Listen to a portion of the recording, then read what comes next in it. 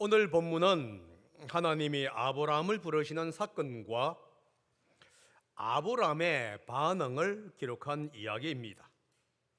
하나님이 아브라함을 부르신 이 사건의 내용 속에서는 두 가지의 약속이 있고 두 가지의 반응이 있습니다.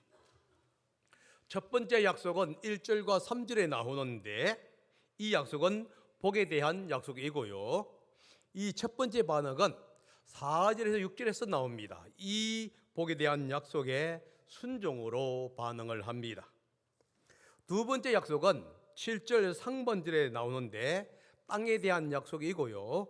그리고 두 번째 반응은 7절 하반절부터 9절까지 그 땅에 대한 약속에 대해서 예배로 이제 반응을 하고 있는 모습입니다. 오늘 우리는 이 두 가지의 약속과 두 가지의 반응을 정리해서 예배자의 자리라고 하는 제목으로 말씀을 전하고자 합니다. 노아의 세 아들을 통해서 인류는 여러 민족과 지역으로 퍼져나갑니다. 하나님은 이 다양한 민족을 구원할 계획을 세웠습니다. 하나님의 구원의 계획은 아브라함을 통해서 이제 계획이 되었습니다. 3절에 보면 이런 내용이 나옵니다. 땅에 사는 모든 민족이 너로 말미암아 복을 받을 것이다. 지금 하나님은 이 아브라함을 통해서 이제 모든 민족에게 복을 주겠다고 약속하고 있는 것이지요. 그래서 이 아브라함의 부르심은 인류를 향한 하나님의 사랑과 구원의 시작이었다는 것을 우리는 알 수가 있습니다. 하나님은 복을 약속해 주셨습니다. 이 복은 2절과 3절에 나오는데 이 복에 대해서는 조금 후에 말씀드리겠고요. 이 하나님의 복을 받을 수 있는 전제 조건이 나오는데 그 전제 조건이 1절에 기록이 되어 있습니다. 다 같이 한번 읽어보겠습니다. 시작. 주님께서 아브람에게 말씀하셨다. 너는 내가 살고 있는 땅과 내가 난 곳과 너의 아버지의 집을 떠나서 내가 보여주는 땅으로 가거라. 이제 전제 조건을 얘기하는데 전제 조건은 뭐냐면은 떠나서 가라는 것입니다. 무엇을 떠나고 어디로 가라고 하는 말씀인가요? 떠나야 할 것은 뭐냐 하면은 내가 살고 있는 땅, 내가 난 곳, 그리고 너의 아버지의 집이다 하는 것이죠. 내가 살고 있는 땅은 고향을 얘기하고 있고요. 내가 난 곳은 친척을 얘기합니다. 그리고 너의 아버지의 집은 뭐냐? 부모의 집을 얘기하는 거예요.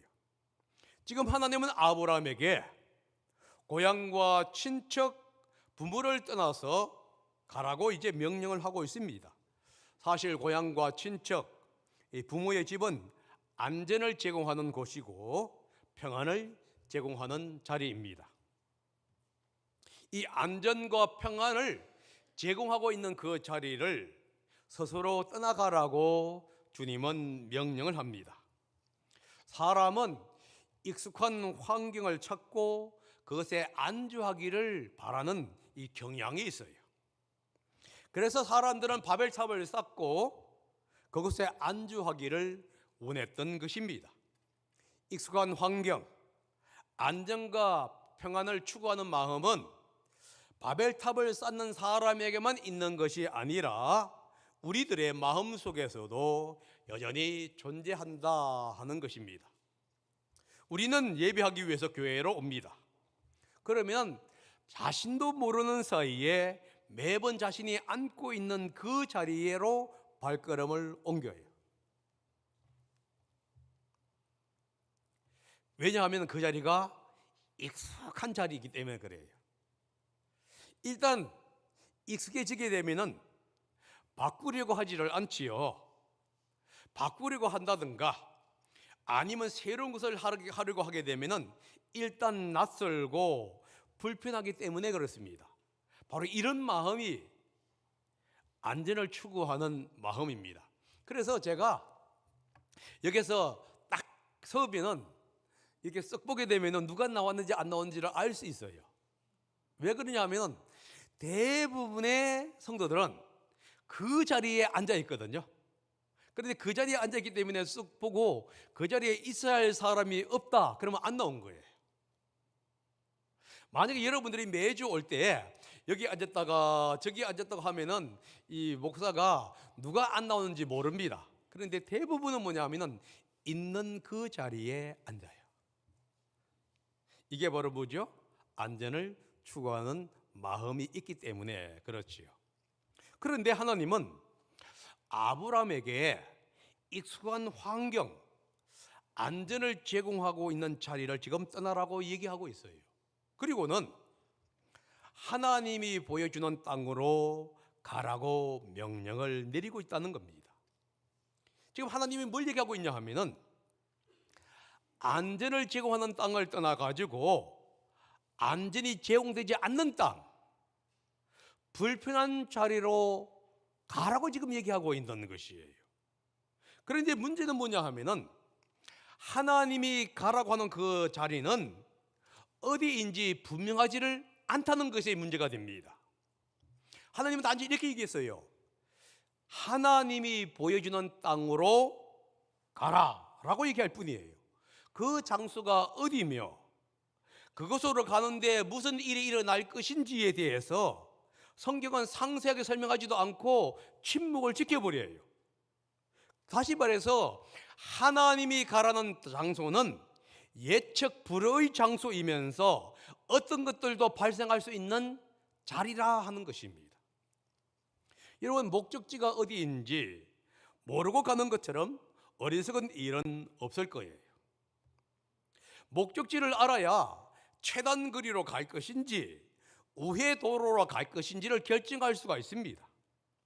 목적지를 알아야 빨리 가든지 아니면 여유롭게 이곳저곳을 방문하면서 시간을 보내면서 천천히 가는지를 결정할 수가 있어요. 그런데 목적지가 어딘지 모를 때 우리는 황당할 수밖에 없고 마음이 불안해집니다.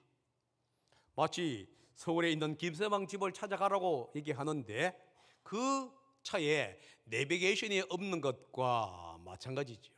옛날 같으면은 내비게이션이 없어도 찾아갔습니다. 지금은 내비게이션이 없게 되면 여러분 찾아갈 수가 없어요. 우리 교회에 그래도 운전하시는 분들이 있습니다. 손님이 타가지고 자, 제가 가자는 대로 갑시다. 그러면 아마 환장할 거예요. 어디로 가라는지도 모르고 앞으로 우측으로 가세요, 좌측으로 가세요. 그러면 여러분들 운전하는 사람이 얼마나 불안하겠습니까? 여러분, 재미있으면서도 황당한 것은 뭐냐 하면은 하나님이 가라는 장소는 하나님만 알고 있고 우리는 모른다는 것에 있다는 것이에요. 그 자리는 순종해야만이 비로소 발견할 수가 있는 장소입니다. 7절을 읽어보세요. 이렇게 빨간 줄이 보이는데 뭐가 나와 있죠? 내가 너희 자손에게 이 땅을 주겠다라고 얘기합니다. 7절에서 주님께서 내가 이 땅을 주겠다 한 그 약속의 땅은 1절에서 내가 보여주는 땅으로 가라 한 그 땅과 동일한 땅이에요. 그런데 1절에서는 뭐라고 얘기하고 있냐 하면은 하나님이 보여주는 땅으로 얘기하면서 떠나라 라고 얘기한 거예요. 그러니까 그 장소가 어딘지를 몰라요. 그런데 그 명령에 의지해서 뚜벅뚜벅 갔더니만 7절에서 주님이 뭐라고 하시냐면은 이곳이 내가 너의 자손에게 주겠다고 약속한 땅이다 라고 얘기한 거예요. 그러니까 아브라함이 순종하지 않았다고 한다면은 결코 그 땅이 어디인지를 알 수가 없었다 하는 것이지요.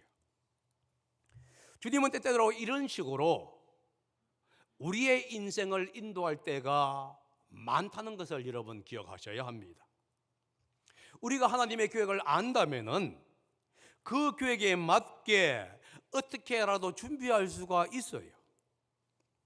하지만 하나님은 때때로 어떻게라도 준비하는 것보다도 먼저 순전히 떠나라고 이렇게 명령을 해야 한단 말입니다. 무엇을 어떻게 준비하는 것보다 하나님은 우리에게 부르심에 순종하기를 먼저 요구한다는 사실을 기억해야만 해요. 그래서 그 하나님의 부르심에는 우리를 부르신 하나님에 대한 신뢰와 믿음이 요구가 되는 것이에요. 우리는 아브라함이 여호와 하나님을 얼마나 알았고 얼마나 믿었는지에 대해서는 모릅니다.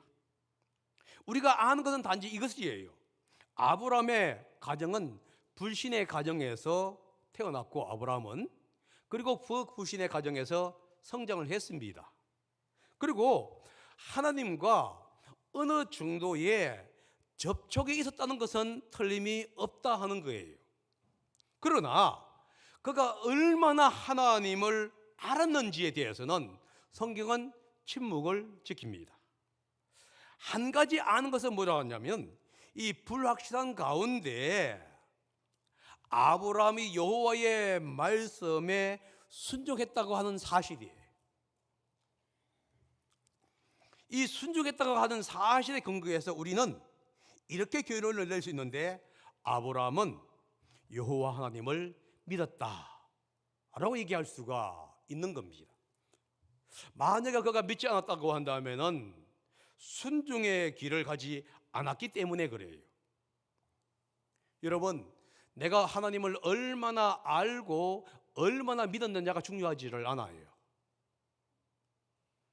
중요한 것은 뭐냐? 내가 믿고 순종했느냐 하는 그 사실에 초점이 있다는 사실을 기억해야만 합니다. 믿음의 순종은 하나님의 놀라운 약속을 받는 비결입니다. 하나님의 약속은 2절과 3절에 나오는데 한번 다 같이 읽어보겠습니다. 시작. 내가 너로 큰 민족이 되게 하고 너에게 복을 주어서 내가 크게 이름을 떨치게 하겠다. 너는 복의 근원이 될 것이다. 너를 축복하는 사람에게는 내가 복을 베풀고 너를 저주하는 사람에게는 내가 저주를 내릴 것이다. 땅에 사는 모든 민족이 너로 말미암아 복을 받을 것이다. 이 2절과 3절에는 하나님이 약속한 6가지의 복이 기록이 되어 있지요. 큰 민족을 이루는 것, 하나님의 복을 받게 되는 것, 이름이 크게 펼치는 것, 복의 근원이 되는 것, 아브라함을 축복하는 자에게 하나님이 축복해 주고 아브라함을 저주하는 자에게 하나님은 저주하고 땅에 사는 모든 민족이 아브라함을 통해서 복을 받는 것, 이게 바로 하나님이 주신 복이에요. 그런데 이 모든 복은 여호와 하나님을 믿고 순종했을 때 주어지는 복이라는 사실을 기억해야만 합니다. 사실 사람은 스스로의 힘으로 이런 복들을 취득하고자 하지요. 큰 민족을 이루기를 원하고요, 이름을 크게 떨치기를 원합니다. 그런데 성경은 이렇게 얘기합니다. 큰 민족을 이루고 이름을 떨치게 해 주겠다고 약속을 했다 하는 거예요. 이 약속은 바벨탑 사건과 대조될 수 있습니다. 여러분, 바벨탑을 쌓은 사람들의 특징이 무엇이죠? 자신의 힘과 노력으로 큰 민족을 이루고자 했습니다. 자신의 힘과 노력으로 이름을 떨치고자 했습니다. 그래서 문명을 이용했고 과학이나 기술을 개발시키면서 거대한 도성을 만들었고 높은 탑을 쌓고자 했다 하는 거예요. 그런데 오늘 본문에 보면은 이렇게 얘기합니다. 하나님의 복은 인간의 성취로 얻는 것이 아니라 순종의 결과로 주어지는 선물이라고 말씀하고 있는 거예요. 여러분, 이게 상당히 중요한 말씀입니다. 하나님의 복은 우리의 노력의 결과가 아니라 순종의 결과로 주어지는 선물이다 하는 것이에요. 하나님의 말씀에 순종할 때에 그 대가로 하나님께서 주시는 것이라는 거예요. 인간이 스스로 성취하는 것과 하나님이 주시는 선물에게는 차이가 있습니다. 인간이 스스로 성취하고자 할 때에 하나님의 뜻을 위배하고 폭력적이고 자기 방법을 사용하지요. 그러나 하나님이 주실 때에는 그것은 하나님의 뜻 안에서 이루어집니다. 여러분, 오늘 오늘날 우리는 정치 상황이 참 안 좋아요. 경제도 안 좋고 정치도 안 좋고 사회도 안 좋습니다. 그런데 여러분들 대통령이나 국회의원이나 민주당이나 국민의힘 자세히 보세요. 지금 뭐 하고 있죠? 인간의 방법으로 자기의 목적을 성취하고자 하는 것이 똑같이 이루어지고 있어요. 그래서 결국은 이루어지는 것이 뭐가 있지요? 딜레이 때끔 하고요. 백성들만 괴로워지는 것이지요. 여러분, 아브라함의 이름이 크게 된 것, 아브라함이 복의 근원이 된 것은 그가 주도적으로 노력했고 얻은 결과물이 아니라는 사실을 기억해야 합니다. 오히려 하나님의 명령에 순종했을 때에 주어지는 선물이었다라는 거예요. 그래서 순종할 때에 하나님의 복을 받게 되는 겁니다. 복은 순종하는 자에게 이루어져요. 여러분, 2절과 3절에 복이라는 단어가 5번 나옵니다. 그런데 1장부터 시작해서 11장까지 복이라는 단어를 세어보시게 되면 5번 나와요. 1장부터 11장까지 창세기 5번이라고 하는 복이 나오는데 지금 2절부터 3절까지가 5번이 나와요. 어디서 나오죠? 너에게 복을 주어서 너는 복의 근원이 될 것이고 너를 복주는 자에게 너를 복을 베풀고 너로 말미암아 복을 받게 할 것이다 하면서 5번이나 복이라는 용어가 나옵니다. 그런데 2절과 3절에 이 5번의 복이 1장부터 11장까지 나오는 복보하고 똑같은 숫자인데 조건이 무엇이죠? 하나님의 말씀에 순종하면은 이거예요. 순종하게 되면은 주어지는 복이 바로 그것이란 겁니다. 그런데 성경에서 말을 하고 보거든요. 성공하는 것, 번영하는 것, 풍요로움을 얻는 것, 장수하는 삶과도 연결이 된다는 사실을 기억하셔야 돼요. 그래서 복을 준다는 얘기가 뭐냐 하면은 성공하게 한다거나 번성케 한다고 하는 의미도 있고요. 풍요로운 삶을 살게 만든다는 의미도 있고 오랫동안 살게 한다고 하는 의미도 있습니다. 그런데 이 복은 물질적인 부유함과 아울러서 영적인 풍성함도 하나님이 동일하게 복이라고 얘기해요. 그래서 주일학교 학생들이 간증을 한 후에 항상 뭘 얘기하고 있죠? 하늘의 복을 많이 받으세요 라고 얘기합니다. 인간은 물질적인 복만을 추구하려고 합니다. 그런데 하늘의 복은 뭐냐 하면 영적인 복과 물질의 복이 함께 임하고 있다는 사실을 여러분 기억해야만 돼요. 그런데 이 복은 하나님과의 관계를 가졌을 때에 주어지는 복이라는 사실을 기억해야만 합니다. 복을 준다고 하는 단어가 히브리어에서 뭐라고 나오냐면 바라크라고 하는 용어가 사용됩니다. 바라크라고 하는 용어가 뭐냐면 무릎을 꿇다 하는 의미가 들어가 있어요. 다시 말해서 축복은 하나님께 무릎을 꿇는 자에게 주어지는 복이다 하는 거예요. 성경은 복의 유일한 근원이 하나님께 있다고 얘기합니다. 따라서 하나님은 축복과 저주를 선포할 수 있는 유일한 분이시지요. 하나님과 잘못된 관계에 있는 자들은 축복할 수도 없고 축복을 받을 수도 없습니다. 여러분, 에서와 야곱의 관계를 잘 보시기 바랍니다. 우리 모든 사람들은 에서를 복주기를 바랍니다. 왜냐하면 에서는 상당히 괜찮은 사람이고요, 야곱은 얍삽한 사람이에요. 그런데 누가 여호와 하나님께 무릎을 꿇었지요? 누가 여호와의 하나님의 복을 갈급하지요? 에서가 원했던 것이 아니라 야곱이 원했다는 사실을 기억하셔야 돼요. 하나님의 복은 하나님 앞에 무릎 꿇는 자에게 주어지는 복이라는 것을 지금 우리는 알 수가 있습니다. 하나님으로부터 복을 받고자 한다면 하나님께 무릎 꿇어야 합니다. 하나님의 말씀에 순종해야지요. 안전지대를 떠나라고 한다고 한다면 그 안전지대를 떠나야 합니다. 가라고 한다고 한다면 가야 되고요, 오라고 한다면 오라고 와야 하는 겁니다. 하나님은 아브라함에게 복을 받는 조건으로 안전지대를 떠나라라고 명령을 했습니다. 여러분, 이 아브라함에게 준 복은 아브라함 당대에게만 주어진 복일까요? 순종하는 아브라함의 후손에게도 주어진 복이라는 사실을 기억해야만 합니다. 이 복은 오늘날 예수 그리스도와 그의 교회에게도 적용이 되지요. 갈라디아서 3장 16절입니다. 한번 읽어봅니다. 시작. 그런데 하나님께서 아브라함과 그 후손에게 약속을 말씀하실 때에 마치 여러 사람을 가리키는 것처럼 후손들에게라고 말씀하지 않고 단 한 사람을 가리키는 뜻으로 너의 후손에게라고 말씀하셨습니다. 그 한 사람은 곧 그리스도이십니다. 여기에서 너의 후손이라고 하는 그게 단수입니다. 그런데 어떤 단수냐면 집합 단수예요. 동서로 교회, 이게 단수입니까 복수입니까? 단수입니다. 그런데 동서로 교회에는 여러분들이 다 포함이 되어 있는 복수예요. 그래서 이것을 가리켜서 집합 단수라고 얘기합니다.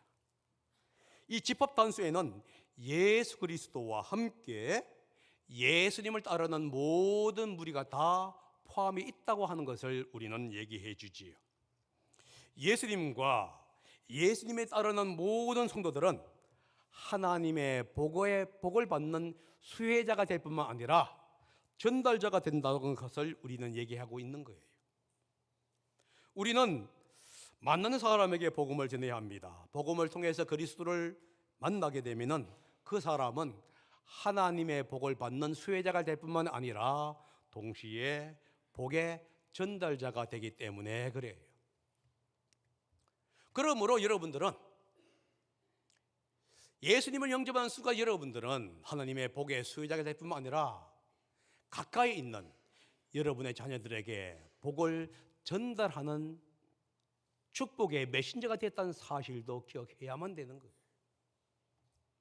그래서 여러분들이 또 제가 정말로 자녀들을 위해서 기도하고 주님께서 나에게 베풀어 주신 그 축복이 우리 자녀들에게도 내려갈 수 있도록 해달라고 우리는 간절히 주님께 기도해야 할 것이에요. 그리고 우리 자녀들이 자신뿐만 아니라 다음 세대에도 여전히 하나님의 복과 하나님의 복의 전달자가 될 수 있도록 해달라고 얘기를 해야만 되는 거예요. 우리가 직장에서 만나는 많은 사람들 동일한 그런 축복을 받게 해달라고 우리는 간절히 기도해야만 한다 하는 것이지요. 이러한 믿음으로 순종할 때 항상 좋은 일만 만나는 것은 아닙니다. 아브라함이 여호와께 순종하여 앞으로 나갈 때에 축복하는 자를 만날 수도 있고 저주하는 자를 만날 수도 있습니다. 오늘날 우리가 복음을 들고 나아갈 때에 환영하는 자를 만날 수도 있고 반대로 거절하거나 아니면 핍박하는 사람들을 만날 수도 있습니다. 그래서 하나님은 그것까지 아시고 예상하면서 뭐라고 하고 있냐면 복과 저주를 주겠다 이렇게 말씀하고 있는 것이지요. 분명한 것은 뭐냐 하면은 땅의 모든 민족은 아브라함을 통하지 않고는 하나님의 복을 받을 수가 없다는 것이에요. 이 땅에 믿지 않는 모든 사람들은 복음을 받지 않으면은 또 복음을 듣지 않으면은 하나님의 복을 받을 수가 없다는 겁니다. 그러므로 우리는 복음의 복을 받았고 이 복음의 빚진 자로서 전달자가 되어야 한다는 것을 우리는 알게 되는 겁니다. 순종의 여정은 어려움과 장애물들을 만날 수밖에 없습니다. 아브라함은 주님의 말씀대로 이제 순종하면서 가나안 땅을 떠나지요. 12장 4절 상반절입니다. 이렇게 얘기하고 있죠. 아브라함은 주님께서 말씀하신 대로 길을 떠났다. 아브라함이 스스로 떠난 것이 아니라 주님의 말씀대로. 그런데 아브라함이 주님의 말씀대로 순종하고 기를 떠날 때가 75세예요. 그러면 아브라함은 몇 세 동안 살았느냐? 175세까지 살았습니다. 그러니까 순종의 길을 떠날 때에 그의 나이가 적지 않은 나이라는 것을 우리는 알 수가 있지요. 이 나이가 아브라함에게는 장애물이 될 수가 있습니다. 적지 않은 나이 때문에 그는 순종의 길 대신에 하란에서 거주할 수가 있었어요. 그러나 그는 하나님의 복을 추구하기 위해서 늦은 나이에도 불구하고 믿음의 여정을 그가 시작했던 사실을 기억해야만 합니다. 그리고 그의 아내 사레는 함께 동행하는데 그의 아내 사레는 아이를 가질 수 없는 상태였습니다. 다시 말해서 불임 상태였어요. 불임 상태였기 때문에 나이와 관계없이 아이를 가질 수가 없습니다. 아브라함의 아내 사레의 불임 상태는 장애물이 될 수가 있어요. 그런데 아브라함은 하나님의 약속을 의지하고 그 모든 장애물을 이겨내며 믿음의 여정을 걸어갔다는 사실을 기억해야 돼요. 이게 바로 놀라운 믿음의 시작이라는 것입니다. 나이도 불임도 순종의 여정, 믿음의 여정에 장애물이 될 수 없다는 것을 여러분 기억해야만 합니다. 그런데 우리는 하나님께서 우리에게 요청할 때에 우리는 다양한 핑계를 댈 때가 너무나 많아요. 내가 나이가 들어서, 내가 뭐가 없어서, 내가 무엇 때문에 우리는 안 되는 것을 수만 가지 찾고 그것을 갖고 제시를 하고 있는 거예요. 그렇다고 한다면은 여러분 아브라함은 수만 가지를 댈 수가 있을 거예요. 그러나 아브라함은 그 수만 가지 이유를 댄 게 아니라 여호와 하나님께서 내가 너에게 복을 주겠다 하는 그 명령에 의지해서 그는 순종의 길을 걸어갔다 하는 것입니다. 아브라함이 이제 가나안 땅에 들어갑니다. 세겜 땅에 도착했을 때에 하나님이 비로소 다시 아브라함에게 나타나셔서 약속해 줘요. 7절입니다. 한번 읽어봅니다. 시작. 주님께서 아브라함에게 나타나셔서 말씀하셨다. 내가 너의 자손에게 이 땅을 주겠다. 이 아브라함이 가나안 땅으로 가는 동안에 하나님은 침묵했습니다. 다른 말로 말을 하면은 순종하는 기간 동안에 하나님은 침묵할 수가 있다는 거예요. 성경 어디에서도 아브라함에게 나타나서 이 길로 가라, 저 길로 가라 한 적은 없어요. 물론 하나님께서 어떤 지시를 했는지는 모르겠습니다. 그런데 성경은 거기에 대해서 침묵을 지킵니다. 그런데 가나안 땅에 도착했을 때 하나님은 나타나셨고요, 자신의 약속을 확인시켜 줍니다. 그러자 아브라함은 하나님께 예배를 통해서 자신의 믿음을 선포하고 있지요. 그는 세겜 땅에서 하나님께 제단을 쌓습니다. 7절 후반절이지요. 읽어보겠습니다. 시작.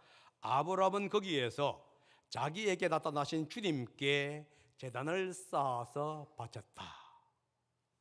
그리고 그는 베델이라고 하는 지역의 동쪽으로 이주합니다. 그런데 그곳에서도 제단을 쌓고 주님의 이름을 부르면서 예배를 드려요. 8절입니다. 시작. 아브라함은 거기에서도 제단을 쌓아서 주님께 바치고 주님의 이름을 부르며 예배를 드렸다. 순종하는 사람은 자신의 순종을 예배를 통해서 지금 증명하고 있다 하는 거예요. 우리가 어디로 가느냐, 어떤 사람을 만나느냐, 어떤 위험이 있느냐, 이거 중요하지요. 그러나 더 중요한 게 뭐냐 하면은 하나님께 예배를 드리고 있느냐라는 것이에요. 아브라함은 어디로 가든지 하나님께 예배를 드립니다. 그는 가는 곳마다 하나님께 제단을 쌓고 예배를 드렸어요. 하나님은 아브라함에게 이 땅을 너와 너의 후손에게 주겠다고 약속을 했습니다. 그런데 아브라함은 그 약속의 땅에서 거주자로서의 삶을 살지 아니하고 체류자의 신분으로 계속 여행을 하면서 살아갔다는 사실을 여러분 기억하셔야만 돼요. 우리는 이 땅의 체류자일 뿐입니다. 우리의 궁극적인 목적지는 하늘나라예요. 우리의 시민권은 하늘나라에 있기 때문에 그렇습니다.